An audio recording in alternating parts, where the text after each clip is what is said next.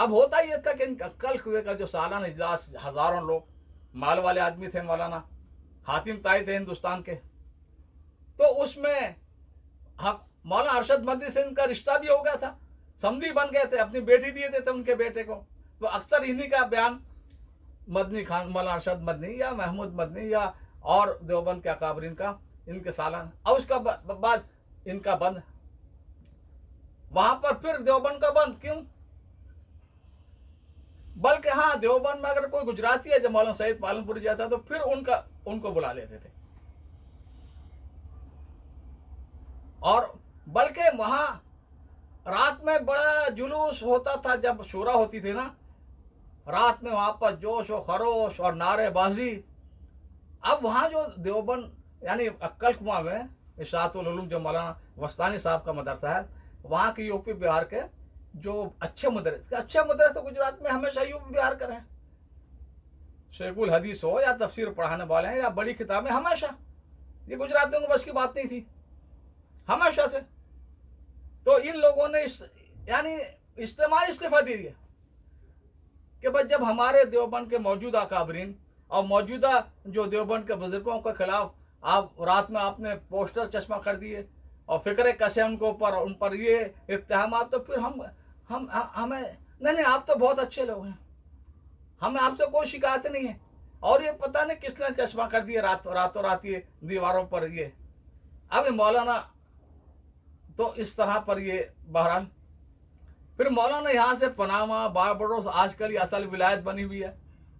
جو مولوی یورپ میں یہاں کر اگر 10,000 کرتا تھا، یہاں 1,00,000 کرتا وہاں جا کر، پاناما، بارباڈوس، سورینام، وہاں پر سارے گجراتیوں کے ہاتھ میں مارکیٹیں ہیں. پھر مولانا وہاں گیا، وہاں کی مجھے قصہ سنانے کی ضرورت نہیں، لندن تک کافی ہے. بہرحال تو ایک ہنگامہ کھڑا ہوا کہ گجراتیوں کے ساتھ یہ اب دیوبند پر قبضہ نہیں کر سکے گجراتی، اور سب دل سے ان کے ساتھ ہے جتنے گجرات کے جہاں بھی تھے. بھائی مولانا وستانی کا بات یہ ہے کہ بھائی تم یہ مشیخیت ختم کرو نا باپ، کیا کر رہے ہو تم؟ میں دیکھتا ہوں وہاں پر مثلا عقل کو ہمیں درخت ہے، اس کا چبوترا بنا ہوا ہے، مولانا اثر بعد کبھی لیٹ جاتے ہیں، کوئی ہاتھ دبا رہا، پاؤں دبا رہا، سر میں مالش کر. بھائی اگر آپ کو خدمت کی ضرورت ہے، طبیعت ٹھیک نہیں تو کمرے میں کروا لو نا یہ کام. یہ تماشا یہ کیوں کرتے ہو؟ اور پھر بڑی ہستی تو آپ ہی ہیں، آئیڈیل آپ ہیں. ہر بچہ جو ہزاروں بچے پڑھتے ہیں یہ سوچتا ہے کہ میں بھی بڑے مولانا وستانی جیسا بنوں گا، میرے لیے بھی بڑی بڑی شاندار کاریں آئیں گی اور میرے لیے بھی ایسی خدمت ہوگی. تو کیا نمونہ آپ کاریں باہر، جو ایئر کنڈیشن کاریں باہر کھڑا کریں مدرسے سے، اور اس طرح تماشا کمرے میں لیں. اور یہ اچھی چیز نہیں ہے. خود مجھے جلگاؤں میں کالج کے ذمہ داروں نے بتایا کہ میں ایک مرتبہ پہنچا کہ یہاں پر ایک دینی جلسہ تھا، حضرت مولانا وستانی صاحب بھی تشریف لائے تھے. جلسہ ہو گیا، اچھا ہوا، خیر سے ہوا. اب وہ کالج کے بھی بہت سارے بچے تھے اس میں، جو کالج کے میں نے ذکر کیا جلگاؤں کی. اب مولانا لیٹ گئے صحن میں، کوئی ہاتھ دبا رہا، کوئی پاؤں دبا رہا، کوئی سر کی مالش، کوئی یہ. تو ایک ٹیچر ان کے جو پروفیسر کہنے لگے مولانا یہ کیا تماشا ہے، یہ ہمارے کالج کے بچے کیا اثر لیں گے اس سے؟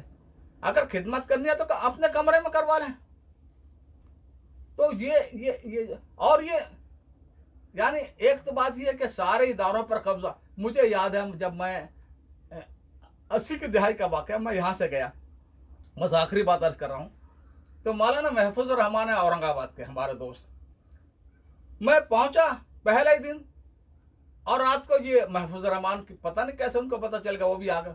کہنے لگے میں لینے کے لیے آیا. میں کیا مطلب؟ میں تو آج ہی آیا ہوں رات میں. کہتے بھائی ہمارے یہاں پر پورے مراٹھواڑے کے علاقے میں شعبان شروع ہو رہا تھا، جلسے تھے سالانہ. تو حضرت مولانا قاسم، مولانا سالم رحمۃ اللہ علیہ وہ آنے والے تھے. وہ ان کا پیر پھسل گیا، غسل خانہ میں فریکچر ہو گیا، اور وہ جو ہے وہ اس قابل نہیں رہے. تو اب آپ کو سارے جلسے کرنے. میں کہا کیا ہے یہ؟ میں اپنے پروگرام سے آتا ہوں، تمہارے جلسے کرنے کے لیے نہیں آتا ہوں. 2-4 جگہ چلا جاؤں گا بس، اس سے زیادہ نہیں. تو میں پربھنی اس کو اطراف میں کچھ جگہ ان کے ساتھ گیا. تو وہاں مجھے کسی نے چند ورقی رسالہ دیا، اور اس کا عنوان تھا فتنہ وستانوی. یہ بہت پہلے کی بات ہے، یعنی 83-84 کی بات ہے. تو من کے کیا مصیبت ہے. میں نے پڑھا تو انہوں نے مثالیں دے دے کر سمجھایا کہ مولانا وسطانی کس طرح قبضہ کرتے ہیں. علاقے میں کوئی اچھا مدرسہ چل رہا ہو یا تو اس کے شورا کو اپنے ساتھ ملا کر جو ہے وہ محتم کو پھر اپنا آدمی لے آتے ہیں محتم طور پر. ایک طریقہ ان کا یہ رہا.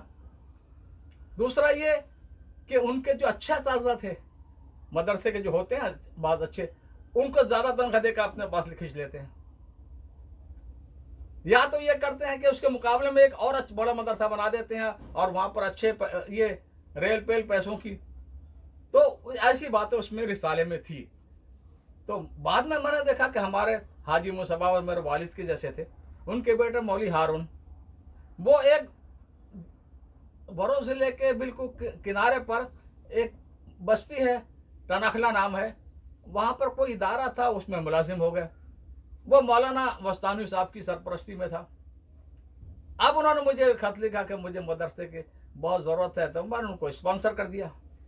کہنے لگے مولانا وسطانی کو, میں نے کہا بھائی آپ کی سرپرستی میں آپ ہی مجھے, آپ کے بہت آدمی جاننے والے لندن میں, ان سے کرا لیں اسپانسر. نہیں کرایا کہاں, اور وہ حکم چلاتا ہے کہ ہم پر ایک پیسہ آج تک نہیں دیا.